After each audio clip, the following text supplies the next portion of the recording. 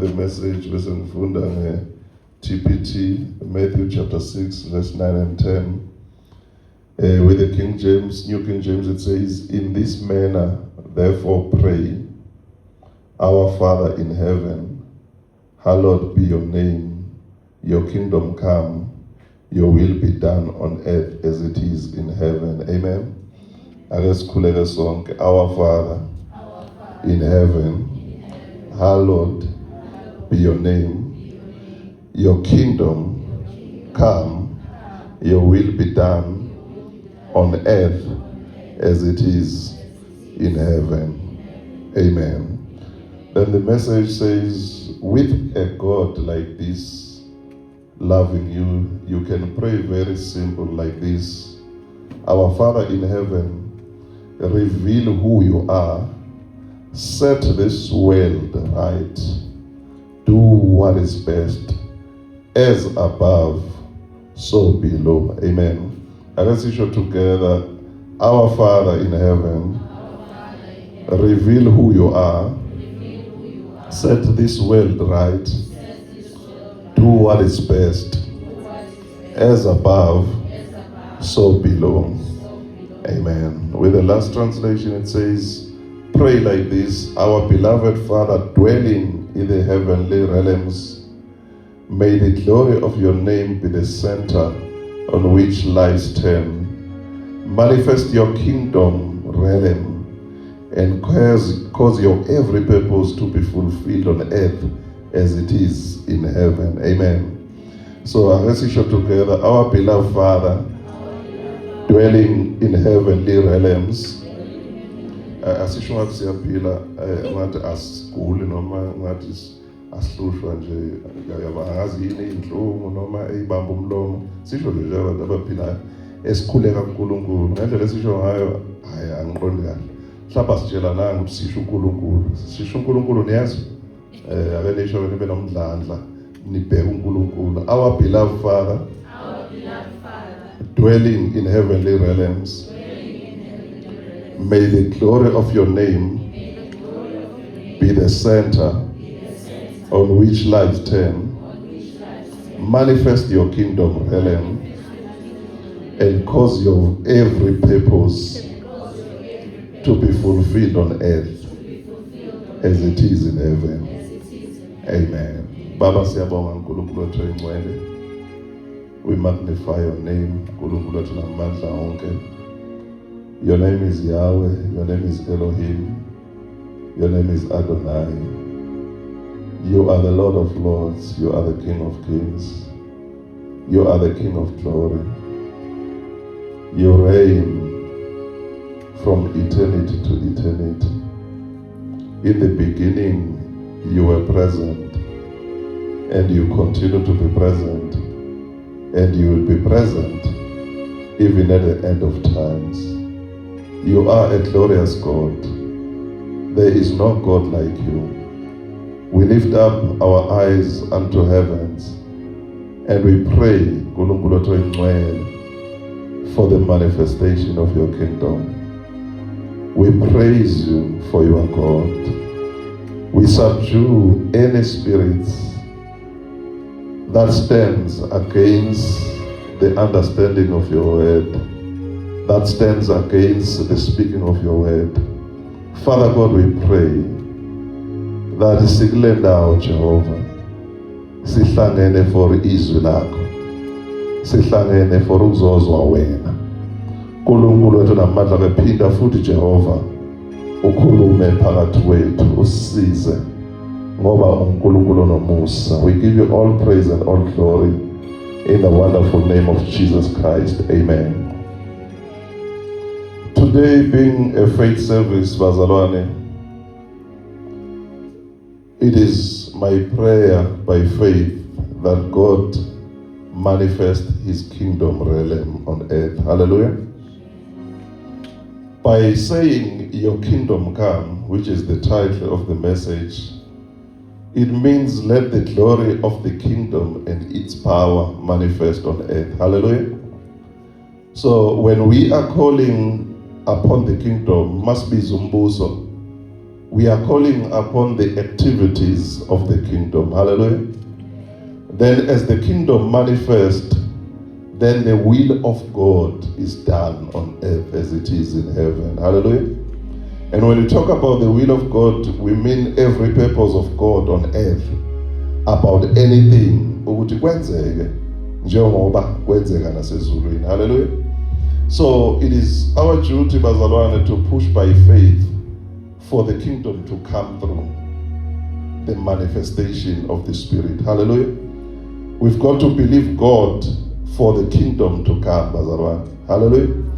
And we've got to declare the coming and the manifesting of the kingdom to be evidenced by the multitudes of souls being saved in our area of operation. Hallelujah.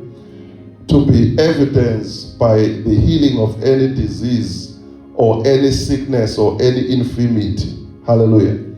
And for the casting out of any devils that are oppressing abantwana bakaNkulunkulu. Hallelujah. And for setting free every slaves of poverty and lack, bazalwane, with the supernatural provision of God. Hallelujah. As a kingdom citizens, we carry a mandate of the kingdom. Hallelujah. And it is our duty to call upon heaven. Hallelujah. So when Jesus was operating on this earth, bazalwane, Jesus was always conscious of where he's coming from. Hallelujah. So that is why when he went in Matthew, in John chapter 11, and he was called and was told that Lazarus had died, the Bible says he looked up to heavens. Hallelujah. And he asked God, God, I know when I pray, you always answer. Hallelujah. So he always knew usizo lwakhe luvela ezulwini. Hallelujah. So that is why even when he had to multiply the loaves, he had to multiply the fishes, but before he could speak multiplication, he will look unto heavens. Hallelujah. So we need to understand, bazalwane, we may be on this world, in this world, but we are not of this world. Hallelujah. Singaba khona lana by physical location, kodwa sibabalana. So we need to live our lives according to the rules and regulations of where we are coming from. Hallelujah.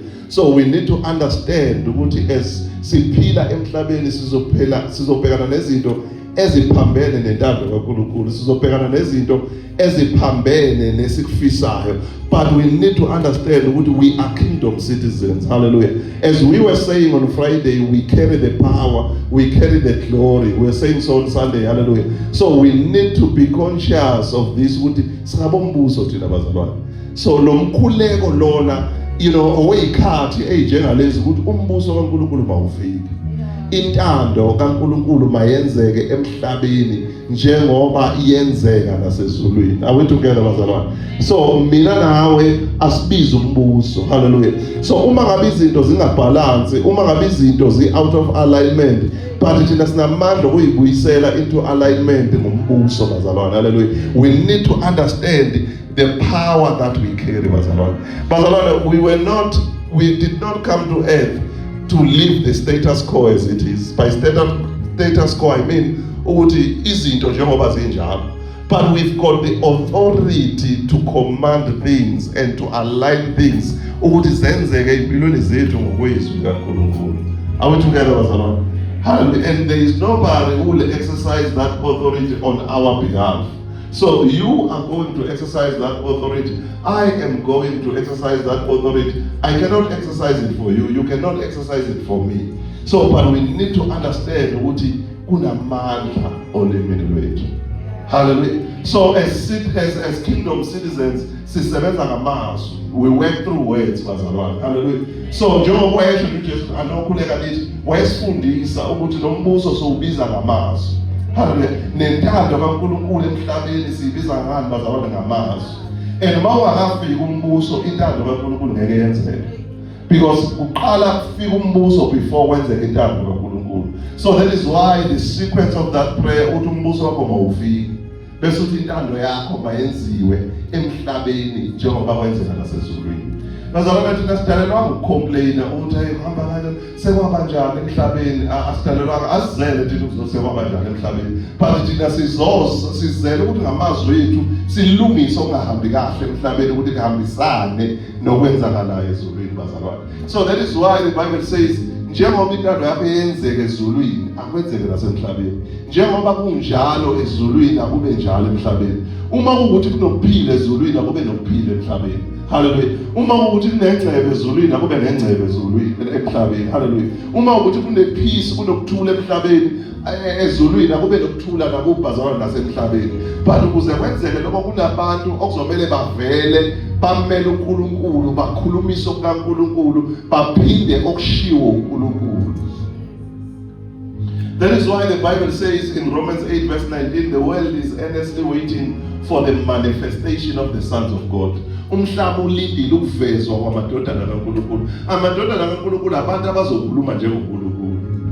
Amadodana kaNkulunkulu abantu abazohamba njengoNkulunkulu. Amadodana kaNkulunkulu abantu abazoba nesibindi njengoNkulunkulu. So we represent God. Sikuphi bazalwane sisemhlabeni. The Bible says we are the light of the world. We are the salt of the world. Hallelujah. So lithi ngeke uthathe ilight uyifake ngaphansi kwesitulo. Hallelujah. So asisucasha singene ngaphansi kwezitulo kumnyama emhlabeni. Hallelujah. So liyasho iBhayibheli ukuthi Jesu langa lomphefumulo akumnyama uma sikuwe. Hallelujah. uJesu uthi uma amazwi akhe ehlala kithi nathi sihlala kuye siyocela noma yini esiyicelayo siyenzele. Uma ngabe sicashile bazalwane asihlukene nabafundi ababona ukuthi uJesu ekhona bayafa naye uJesu uzofa. So nathi sibheka kanjalo usibona noma sibukithi inkosi nathi sikwe kodwa siyasinga kanye nawe, siyasinga exakekeni, siyasinga ekuguleni, siyasinga emademonini, asikwazi ukusinga sinoNkulunkulu bazalwane. Hallelujah. AkaNkulunkulu okithi akakwazi ukusinga bazalwane. But thina fanele si-unleash amazwi akhombisayo ukuthi we are aware of the God who's with us. Whatever ongahlangana empilweni yakho kumele ukuthi ukhulumise uNkulunkulu. Hallelujah. Njengoba lisho iBhayibheli ukuthi indodana yomuntu ukhuluma phezu kwalamathambo. Lisho kuHezekiya 37. Fanele ukhulume izwi emathanjeni ezimo zakhe ezifileyo, but ukhuluma ukuphila wena. Bazalwane. Hallelujah. Ukhuluma ukuphila bazalwane. Isikhathi sokuthi siphile ngokukholwa bazalwane. Isikhathi sokuthi siphile ngani bazalwane ngokukholwa. Asakwazi ukudlala igeshi zokukholwa manje. But sesiphila ngokukholwa manje. Awethuka bazalwane. Kunomehluko phakathi ukuphila ngokukholwa nokudlala igeshi zokukholwa. Asidlala manje igeshi zokukholwa kodwa siphila ngani bazalwane ngokukholwa. We are empowering you bazalwane ukuthi philane ngani ngokukholwa. Faith is demanded out of you. Okunikeziwe kuyafuneka kuwe. That is why the Bible says in Mark chapter 4, to whom much more is given, much more is expected. So awunikezwa ukukholwa ukuthi uhlobise ngakho, but unikezwa ukukholwa ukuthi uphile ngakho. Ukucwila nokukholwa. Ungazi ucwile kwi-depression ne-stress nokukholwa. Ungazi ucwile equality nokukholwa. Ungazi ucwile ekuguleni nokukholwa. Unokukholwa wena okungashintshi izimo zakho. Sizovusa lokukholwa okudomende kuwena. Sizovusa lokukholwa okuqhulekile. Ukuthi akufuwe. At least ukuqhulekile sengathi ukuthi akufile ukuqhulekile. Uma sekuphephetha kusengavuka. Kuvuke kusebenze bazalwane. Zinzima ikhathi esiphila kuzo bazalwane. Zidinga abakholwayo. It's not the survival of the fittest. It's the survival of those who have faith. Hallelujah. It is the survival of those who have faith. Will not make it bazalwane. Uma ukukholwa kwethu kungalolongile. Will not make it bazalwane. Uma ukukholwa kwethu kungarefresh. So we come here on Tuesdays to refresh your faith. We come here on Tuesdays to provoke your faith. Hallelujah.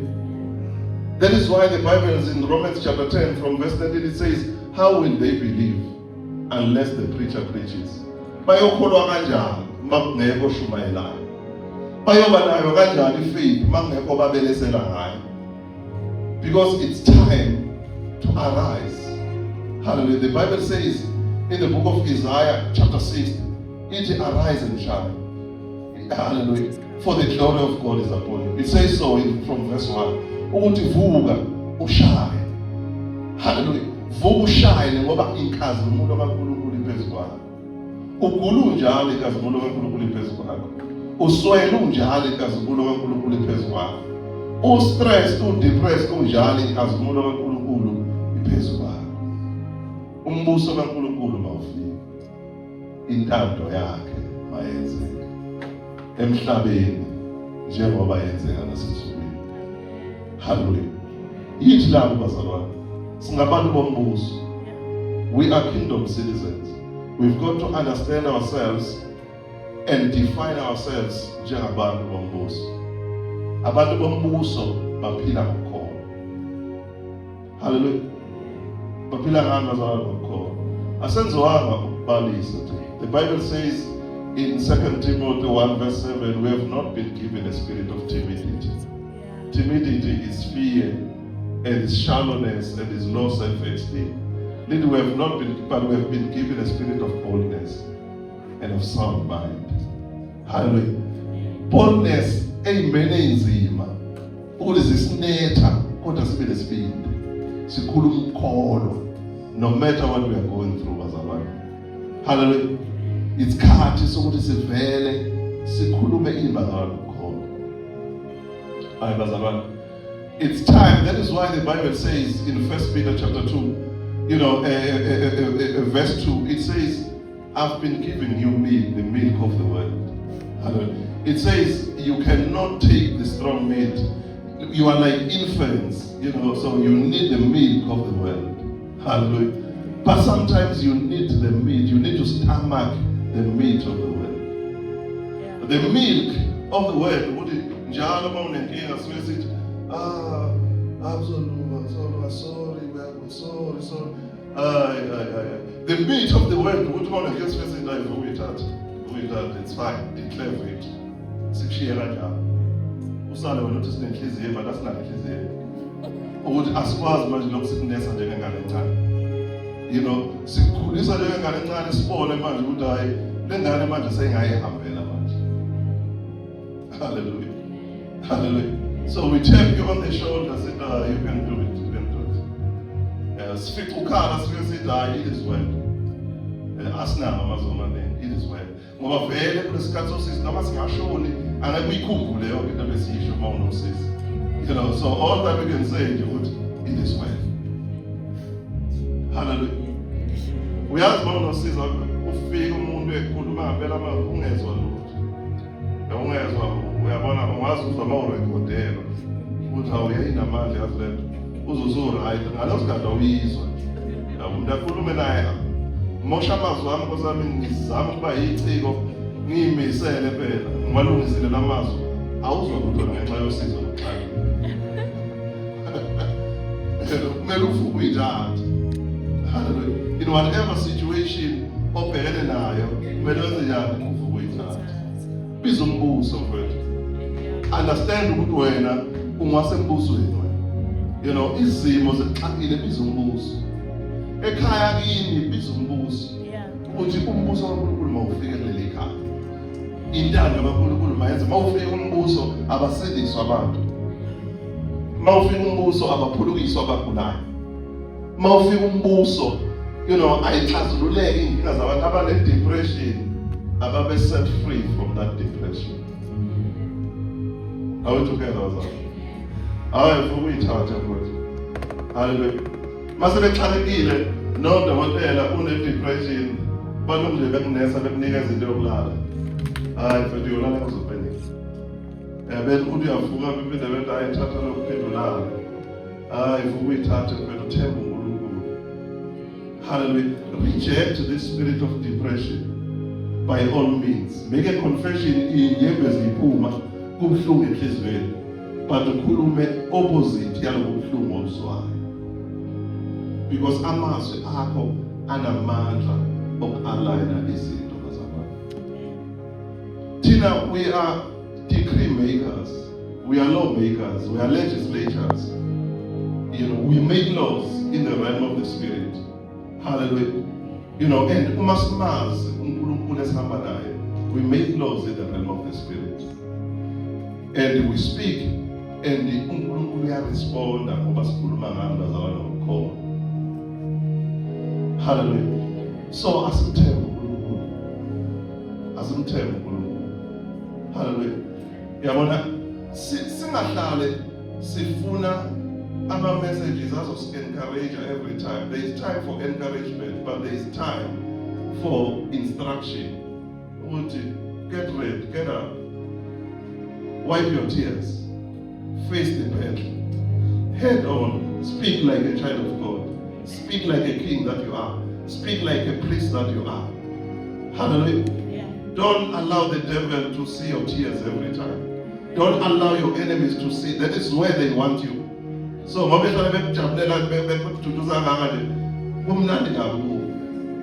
so wipe those tears. Don't show them your tears. Be strong in the Lord and in the power of His might. Hallelujah. But be strong in the Lord. Bizindando kaNkulunkulu empilweni yakho. Uma kunokugula emzimbeni wakho, biza umbuso uthi awufike emzimbeni wakho. Nentando kaNkulunkulu mayenzeke emzimbeni wakho. Hallelujah. Mawugulelwa othandwe wakho, biza umbuso ukuthi umbuso wakho mawufike. And intando kaNkulunkulu mayenzeke kuyo. Mangabe uhlupheka uxakekile, biza umbuso. Uthi umbuso kaNkulunkulu mawufike. And inkinga zakho azenze njani bazalwane ayixazululeke. Hallelujah. Asimthembe uNkulunkulu. Asibe bold. Simthembe uNkulunkulu, sikhulume ngesibindi, sikhulume isimo singavumi. Sikhulume inhliziyo zethu zishayekile. Singazizwa si-confident lento esiyikhulumayo, but sikhulume izwi laNkulunkulu. The Bible says in the book of Hebrews chapter 4 verse 16, it says, let us approach the throne of grace with boldness. As approach isihlalo somusa ngani bazalwane ngesibindi. Hallelujah. Approach ngani isihlalo saNkulunkulu bazalwane ngesibindi. Hallelujah. Approach ngesibindi. Singahlale sitatazele. Ingakho uJesu wayesho ukuthi ungakhathazeka ngayo indlela, but ukukhathazeka kwakho is not going to change the situation. Hallelujah. Ukukhathazeka kwakho is not going to solve the problem, but you've got to apply faith to overcome your problem. Bazalwane asenziwanga ipity party usibe into yokudatshukela. Asingabe bazalwane abahlezi bedatshukela. Asingabe ibandla elihlezi lidatshukela. But asiba abantu abanikeza abantu ithemba. Umuntu oxakekayo ukuthi lo muntu onenkinga engaka bakhuluma kanjani, akhulume ngesibindi esingakanani. Hallelujah. Singahlala sifuna ukudatshukela bazalwane. Akusona isinto yakufela sokudatshukelana lesi. But indawo yokunikana instruction ukuthi siphila ngani bazalwane ngokukhona. Hallelujah. Siphila ngani bazalwane ngokukhona. Asimethele uNkulunkulu. Asibe siyazi izimo ayivuma abanye bena nithola imisebenzi.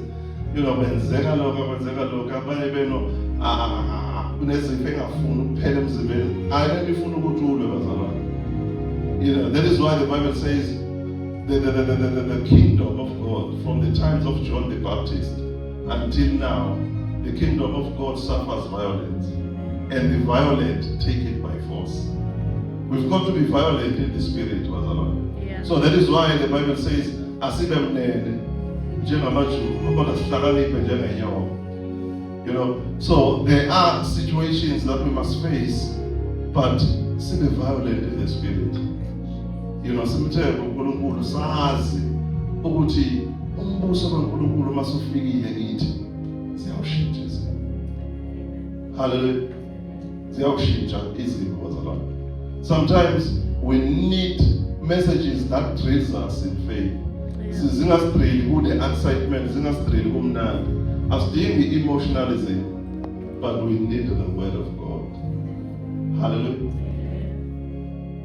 Ezothi ungene khaxa kulesimo kuso kodwa likutshela ukuthi no ukuyithatha kholwa uNkulunkulu umuntu wombuso wena biza umbuso nentando kaNkulunkulu mayenzeke ngesimeni sakho izinto ezifisayo for impilo yakho zinkulu kakhulu and sidinga ngempela ukuthi ube nespeed ume ngespeed hallelujah you know uma uzoba igwala angeke ulunge zinkulu lezinto you know, what you believe God for, your expectations are too much. Your faith must match your expectations. There must be a link between your expectations and your faith. Hallelujah. We can't be toddlers forever. Nengane bayikula kule stage ayihlale nje injalo. Vele ungaze uye kudokotela vele ubone no kontero. Uthola ingane kuphela 10 years ilokhu nje ibona nje ingane nje na 2 months ungaze uye kudokotela hallelujah so asinabi ngama-toddlers not forever we are at the different stages of faith of course hallelujah but we are all pushing ukuthi let us keep growing from faith to faith from glory to glory hallelujah from faith to faith, from glory to glory. Akuzukuhlala kumnandi bazalwane. There will be challenges, but they need us to rise by faith. We need to declare. There are things engasoze zakuyela until wena wazwa declare freedom empilweni yakho. Hallelujah. There are sicknesses engasoze zakuyela until wena wazwa declare healing. Kunokuxakeka okungaseze kwakuyeka until wena wazwa declare a turnaround in your finances. Hallelujah. So awuphileli wena ukubekezelela isimo but uphilela uku-overcome isimo obhekene naso ngamazwi akho. So singavumeli izimo zisuffocate bazalwane. Asibe strong. Simethembe. Sibe courageous. Sibe abantu bokukholwa. Sibe abantu abagcwele umlilo. Into eyenza ukuthi sihluleke ukudisplay ukukholwa bazalwane kuba ukuthi we are not soaking ourselves ekuhlaleni noNkulunkulu. Because uma sisoka ourselves ekuhlaleni noNkulunkulu kuba nomoya ongcwele ogcwala kithi. Uma kuba nomoya ongcwele ogcwala kithi kuba nomlilo ogcwala kithi. Hallelujah. Hallelujah. So if we don't do that process yokuhlala noNkulunkulu emthandazweni yokuhlala noNkulunkulu ezweni yokumeditate ngezoNkulunkulu siba ama-empty vessels enza umsila because we are speaking from emptiness but we must speak from the fullness of our hearts. Hallelujah. So when we are speaking from our emptiness, the only thing that comes first is our problems, is our sicknesses, is our challenges. Because ikhona nje okugcwele emlonyeni wethu asigcwele izwi kaNkulunkulu bazalwane. Asigcwele umoya oyingcwele. Hallelujah. Ukuze sikhule kumele sigxiliswe ezwini likaNkulunkulu bazalwane. Hallelujah. Kumele you know, you are as good as the training you have gone to. And you are as bad as the training you have gone to. When we come here, we come for training. Hallelujah. And when we come for training, days are not the same. There are days where you will be shouting hallelujah, you will be standing up, you will be rolling down. There are days where you will be sitting like this. Amen. Those days are necessary. Those days are necessary. You know, as a preacher, I understand those dynamics. And I'm not even looking for your amens. You know, I don't even need it anyway. You know, so those days are necessary. I'm not to be motivated by whatever. They say amen, now I feel like sometimes keep it badge, sometimes high spans, because your amen is your amen. If you like to say it, you say it. If you don't want to, I can't force the amen out of you. I just speak the word of God. And I know what days are not the same. What's going on? I shouldn't write.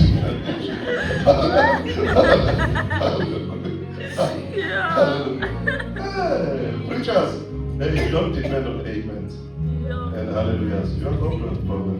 So let's stress on the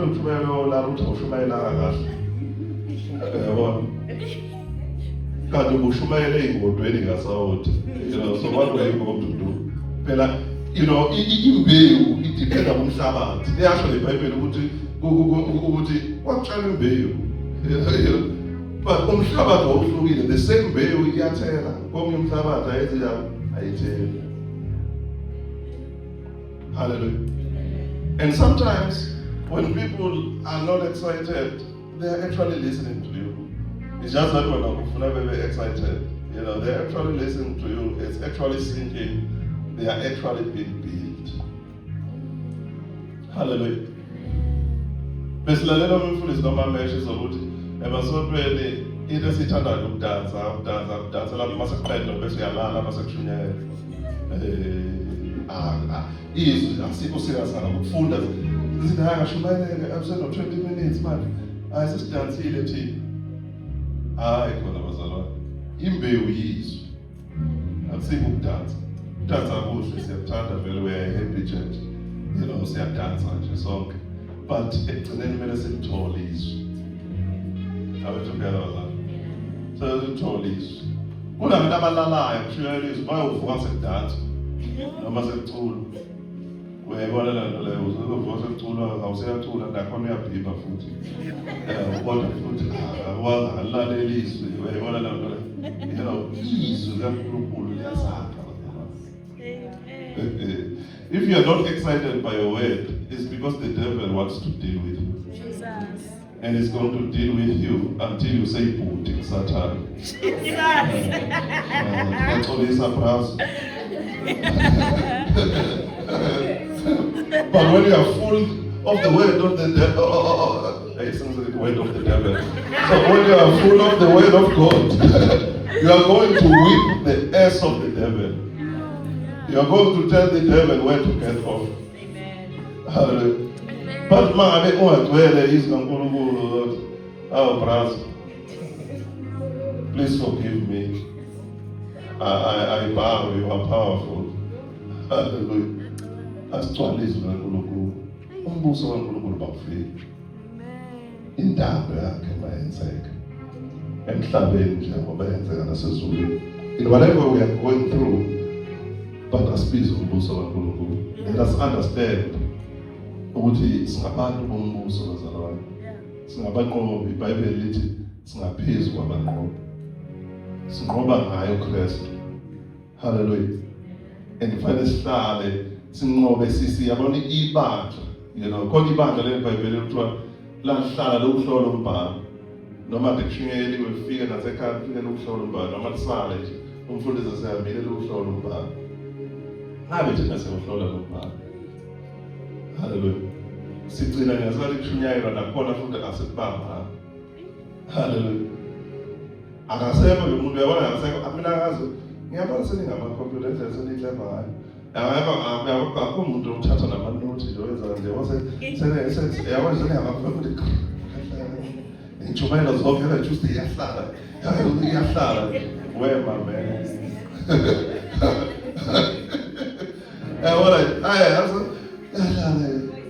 Uyabona izwi kaNkulunkulu bambe message uphinde futhi uyihluphe le message ukuze iphilise bazalwane. Hallelujah. Asimele nyawo.